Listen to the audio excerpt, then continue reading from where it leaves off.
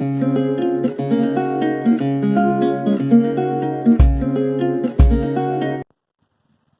Student, LBS inter college Jagdishpur YouTube channel पर आपका स्वागत है।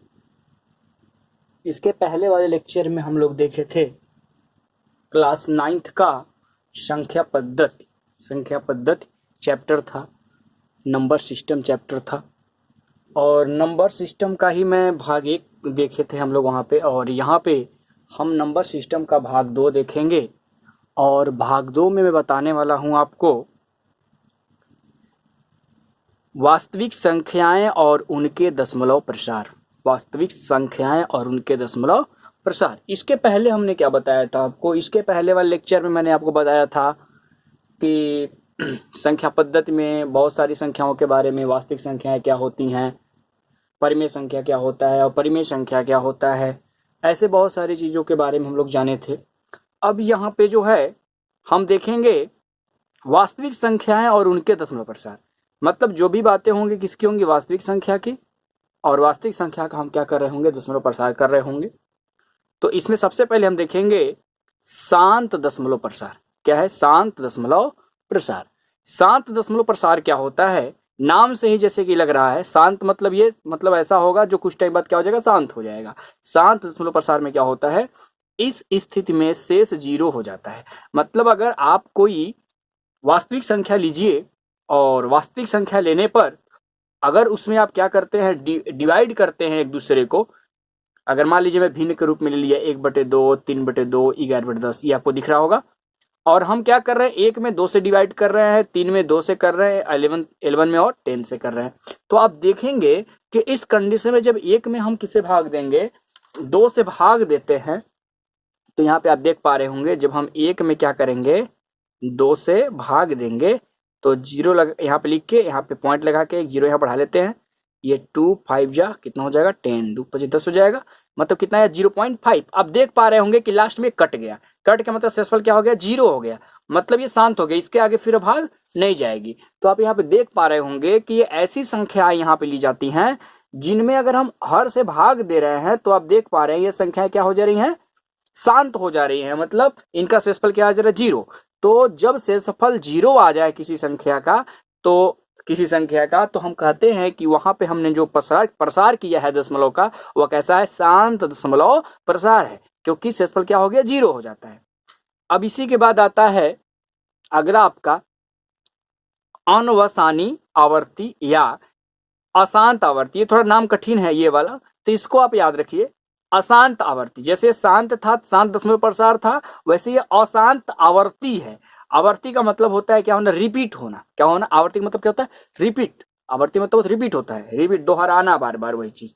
तो यहां पर देखिएगा, इस स्थिति में शेष की पुनरावृत्ति होती है। जैसे मतलब शेष का मतलब ये होता है कि आप जब भाग देंगे, मतलब कोई संख्या लेंगे और उस संख्या को जब आप दशमलव रूप में प्रसार करेंगे उस संख्या का, तो आप ये देख पाएंगे कि हमेशा शेषफल क्या आएगा? एक ही चीज बार बार रिवाइज होता रहेगा, बार बार रिवाइज होता रहेगा। जैसा कि आप इस फिगर में देख पा रहे होंगे, यहाँ पे जो है, यहाँ पे दिखाया गया 1/3। क्या दिखाया गया? 1/3। 1/3 मैंने क्यों लिया भाई?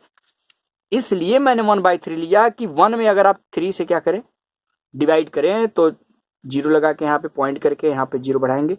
3 तरीके कितना आ गया? 9। 10 में से 9 जगह 1, फिर आप 0 बढ़ाएंगे, फिर 3 तरीके 9, फिर एक शेषफल। आप देख पा रहे होंगे ऐसे ही आगे बढ़ते रहेंगे, बार बार ये 10 होता रहेगा और एक शेषफल आता रहेगा। तो बार बार शेषफल क्या आ रहा है? एक ही आ रहा है कि नहीं आ रहा है? एक आ रहा है हर बार, है ना। और यहाँ पर भी देखिए ये रिपीट होता जा रहा है, 3 3 3 3 बार बार आता जाएगा। तो अगर कोई संख्या है और दशमलव प्रसार आप कर रहे हैं और दशमलव प्रसार करने पर शेषफल हमेशा क्या आता रहे? शेषफल की पुनरावृत्ति होती रहे, मतलब वो दोहराई जा रही हो, शेषफल बार बार वही आ रही हो, तो ऐसी संख्या को बोलते हैं, ऐसे प्रसार को बोलते हैं अशांत आवर्ती दशमलव प्रसार। ऐसे प्रसार को क्या बोलेंगे? अशांत आवर्ती दशमलव प्रसार। जैसे 1/3, या इसको हम लिख सकते हैं 0.3333, और 333 को हम ऊपर क्या लगा सकते हैं? सिर्फ एक बार 3 लिख के यहाँ पे बार लगा देंगे, तो इसका मतलब होता है कि आगे भी 3 आते गए हैं पॉइंट के बाद। तो आप ऐसे भी इसको लिख सकते हैं। आगे बढ़ेंगे हम। अब इसके बाद आता है अनवसानी अनावर्ती। देखिए ये आवर्ती था और ये क्या है? अनावर्ती। तो या अशांत अनावर्ती। देखिए यहाँ पे था अशांत आवर्ती और यहाँ पे क्या है? अशांत अनावर्ती। तो अनावर्ती में आवर्ती में अंतर होता है, तो क्या अंतर होता है देखते हैं। इस स्थिति में शेष की पुनरावृत्ति नहीं होती है। इसके पहले वाले में क्या था, अशांत आवर्ती में क्या था, शेषफल का पुनरावृत्ति बार बार हो रहा था, लेकिन इसमें पुनरावृत्ति बार बार नहीं होता है, यही आपको याद रखना है। जैसे एग्जाम्पल के तौर पे हम देख लें, यहाँ पे √2 नजर आ रहा होगा आपको और यहाँ पे पाई नजर आ रहा होगा। √2 और पाई, √2 का वैल्यू होता है 0.4142 ऐसे होता है, 0.4142 ये आपका होता है √2 का मान।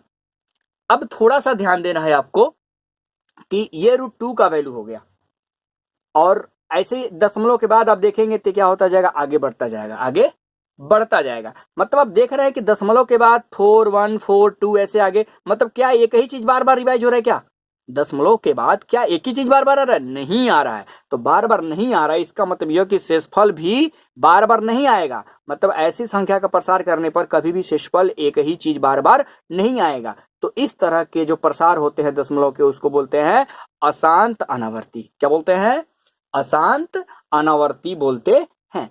अब हम देखेंगे घातांक का नियम। क्या देखेंगे, घातांक का नियम या घातांक नियम, इसको बोलते हैं पावर रूल्स। पावर रूल्स में आप देखेंगे कि यहाँ पे पहला नंबर मैंने लिया है a पर m इंटू a पर n, a पर m इंटू a पर n। देखिए यहाँ पे पॉइंट का मतलब होता है गुणा, मल्टीप्लाई।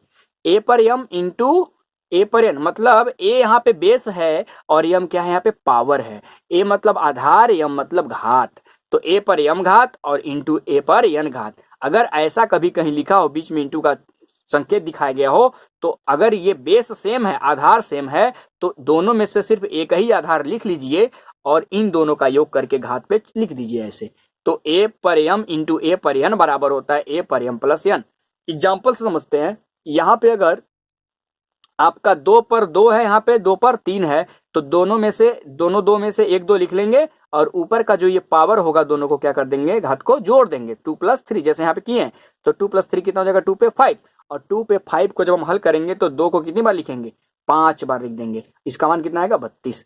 ऐसे दूसरा नंबर हम देखेंगे, दूसरा नंबर में आप देख पा रहे होंगे a पर m और पूरे पर n, a पर m है और कोष्टक लगा दिया गया और पूरे पर n है, तो इसका इसमें क्या करते हैं, मल्टीप्लाई कर देंगे। तो a पर कितना हो जाता है, mn।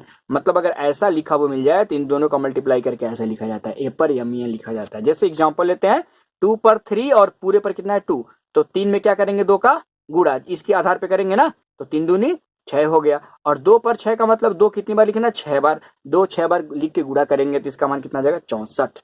ऐसे ही हम आगे बढ़ेंगे, तो आगे बढ़ने पे तीसरा नंबर देखेंगे पावर रूल्स में। तीसरा रूल्स क्या है यहाँ पे, तीसरा रूल, तो तीसरे रूल में ध्यान दीजिएगा, a पर m क्या लिखा हुआ है, a पर m बटे a पर n। अगर यहाँ पे क्या हो, अपान में दिया गया हो, तो ये n कहाँ जाता है, इसके घात के ऊपर घट जाता है। देखिए दोनों में a है तो a लिख देंगे और ये लिख देंगे m माइनस n। इसको याद रखना पड़ेगा आपको, ये चारों आपको याद रखने पड़ेंगे कि कभी भी ऐसा दिया हो तो अगर आधार सेम है तो घात को घटा लेते हैं, ऐसा दिया हो तो जोड़ लेते हैं, है ना, ये सब याद रखना पड़ेगा आपको। एग्जाम्पल में देखेंगे 2 पर 4 अपान 2 पर 2। देखिए 2 बेस दोनों का सेम है, तो हम क्या करेंगे, यहाँ पे 2 लिखेंगे और ऊपर वाला पहले लिखेंगे यहाँ पे, फिर माइनस करके ये नीचे वाले का जो घात है उसको लिख देंगे।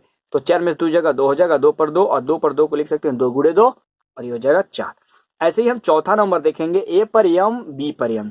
यहाँ पे देखिए बीच में कुछ हो या ना हो, समझ लीजिए यहाँ पे इंटू है, a पर m इंटू b पर m, तो यहाँ क्या हो जाएगा, बराबर a b पर m। अगर दोनों पर एक ही घात है तो हम दोनों को एक साथ लिख के इंटू करके हम क्या कर सकते हैं, पूरे पर वही m घात लिख सकते हैं। एग्जाम्पल देखें, 2 पर 2 इंटू 3 पे 2 ऐसे लिखा हुआ है।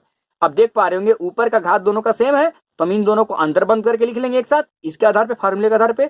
और ये दोनों का आधार मतलब घात जो है सेम है, तो यहाँ पे 2 लिख देंगे। अद्वितीय कितना हो जाएगा, 6, और 6 का क्या है, स्क्वायर। 6 का स्क्वायर का मतलब 2 बार गुणा, 6 गुणे 6, और 6 में 6 का गुणा करें कितना जाएगा, 36 आ जाएगा। तो इस तरह से आप आज क्या देखे, आपने देखा कि संख्या पद्धति का दूसरा जो भाग था वह किस तरह से हमने आपको यहाँ पे सारा का सारा चीज डिस्क्राइब करके समझा दिया। और आप क्या करेंगे, पहला भाग देख लेंगे। पहला भाग अगर देखना है आपको, भाग 1 देखना है संख्या पद्धति का, तो आप क्या करेंगे, डिस्क्रिप्शन में आपको लिंक मिल जाएगा, हमारे चैनल के डिस्क्रिप्शन में LBS इंटर कॉलेज जगदीशपुर, इसके लिंक मिलेगा आपको डिस्क्रिप्शन में। और यहाँ से क्या करेंगे, आप इस वीडियो को पार्ट 1 को भी इसका देख सकते हैं। और आप क्या करिए, इसको सब्सक्राइब करते रहिए और अधिक से अधिक बच्चों में शेयर करते रहिए। और जो भी आपको समझ में आता है या कोई दिक्कत होती है तो आप कमेंट में लिख दिया कीजिए। और सुरक्षित रहिए आप। धन्यवाद।